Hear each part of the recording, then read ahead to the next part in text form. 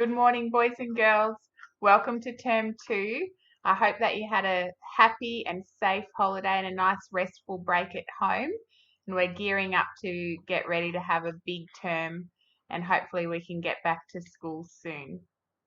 The book that I'm sharing with you today is on the Premier's Reading Challenge list. The ID is 53765, so you can jot that down and register that.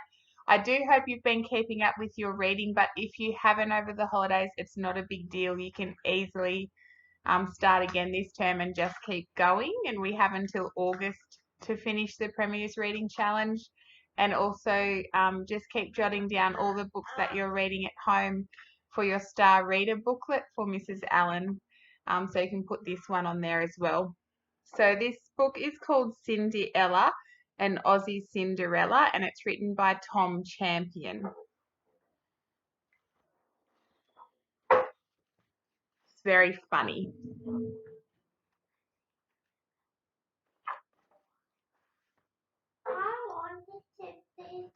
Cinderella lived in a small shack in the country with her stepmother and 2 stepsisters. Every day, Cinderella had to cook their meals and clean their rooms. Her cruel stepsisters, Rochelle and Cheryl, made Cinderella do their chores as well, feeding the budgies, cleaning the dunny, cooking the meat pies for tea, hanging their undies on the line. Goodness gracious. One day the postman delivered an invitation. Come to the Gundaroo Sheep Shearers Mingle Ball. Everyone invited, one and all. 7 p.m. Eucalypt Way. Come find your dream date today. We actually had some friends a couple of years ago who got a new job in Canberra and lived in the little town called Gundaroo, which I hadn't heard of before we had this book, so that was exciting. It's just a little spot near Canberra.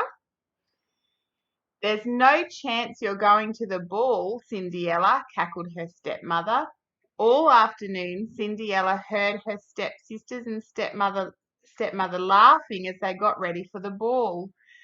Then they slammed the door without saying goodbye. Poor Cinderella. That night, Cinderella looked out her window at the stars.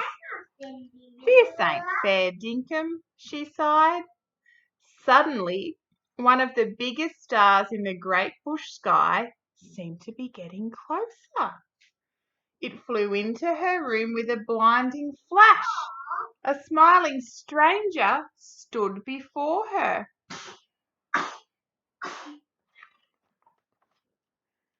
G'day, I'm your fairy godnana, and I'm here to take you to the sheep shearers' mingle ball, she said as she raised her wattle branch. In a twinkling, standing in front of them was a proud red kangaroo for Cinderella to ride to the ball. But fairy godnana, I have nothing to wear, said Cinderella. Fairy godnana swished her wattle branch again. A bright light swirled all around Cinderella. When it vanished, she was wearing a gorgeous new denim skirt with a glittery purple top and a pair of beautiful new blue thongs with sturdy straps. Doesn't she look good? Cinderella was stoked. She jumped into the red kangaroo's pouch and was all set for the ball. One more thing, said Fairy Godnana. Remember, the magic will only last until you hear the laugh of a kookaburra. So off into the bush Cinderella hopped.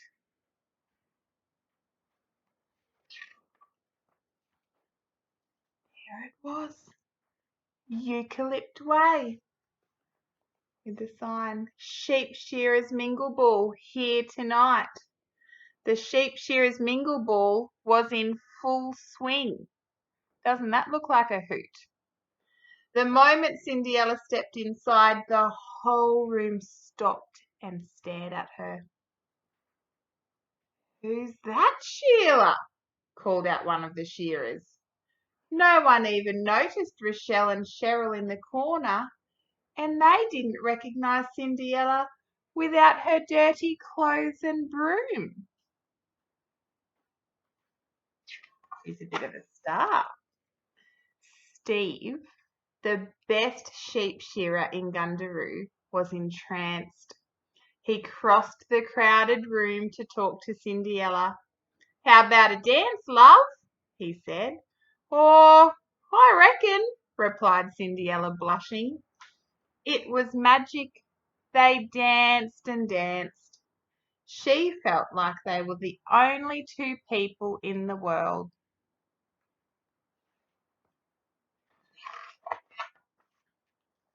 It was late.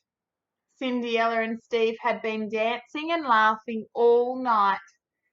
Suddenly, a noise came from outside. She bolted out into the dark bush. In her rush, she ran into the boab tree, and one of her thongs with the sturdy straps fell off. Oh no! Cinderella woke the next morning to low mutterings from the next room. It was Steve. He was holding the thong with the sturdy strap and looking for the enchanting girl from the ball. Cheryl grabbed the thong and tried to put it on, but her foot was clearly too big. Rochelle was able to squeeze her foot in, but the strap was too tight and her toes started turning blue. Goodness me, Cheryl and Rochelle. Steve was so disappointed. He had asked every girl in Gundaroo to try on the thong. Then he noticed Cinderella in the doorway and he grinned. "You left this behind last night, hun. Doing a runner on me, were ya?" Steve said. "How could I ever forget a smile as gorgeous as that?" He laughed. "I reckon I've fallen head over heels for you, love." And after the best wedding Gundaroo had ever seen, they lived happily ever after.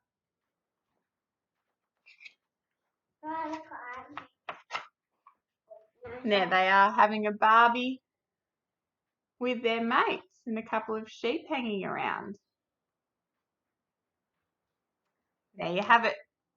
Cinderella and Aussie Cinderella. I hope you enjoyed that, boys and girls, and I'll see you again soon. Thank you.